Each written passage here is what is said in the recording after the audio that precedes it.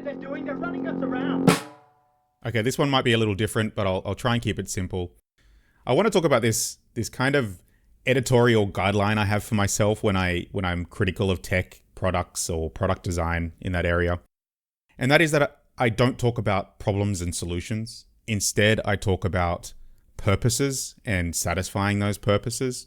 Problems and solutions, I think, is something that should be left to the marketing bullshit, right? That's something that the maker of these products uses in their marketing speak to bullshit to us about what this thing does or the reason for it existing. And so I think it's better from the critic's perspective to talk about purposes and satisfying those purposes and to ask those questions where you're being more open to things being satisfied on a kind of a gradient, a level of satisfying a certain purpose, but also being very neutral about what a purpose is, right? Because you've got to consider the purposes of the people or the businesses behind a product as much as you have to be considering the purposes of the people they intend to use that thing or the people who find purpose in that thing.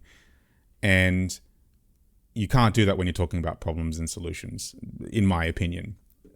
And when you talk about satisfying purposes, you can consider how well that purpose is satisfied. So you're open to that spectrum of not being satisfied to being satisfied really well. You're also talking about satisfaction, which is something which I believe we tend to process more as something that is temporary, which is the reality of problem solving. And on top of that, if you're talking about problems and solving problems, you're ruling out certain product categories like luxury products or novelty products. They're not really taking something that's broken or bad and fixing it. And the reason why ruling those out is a problem is because you want to be assessing how much the maker of a product is being honest or admitting to, or even being self-aware of the product category that they're actually in.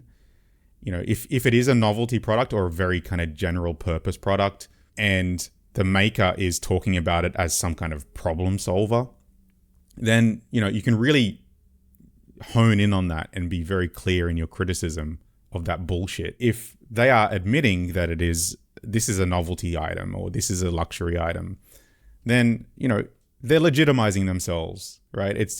They're leaving it up to, they're being honest about what it is they're making. There's no delusions. So yeah, if you ever find me talking about problem solving, call me out.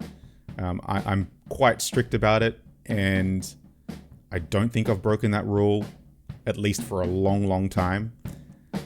But that's why I do it.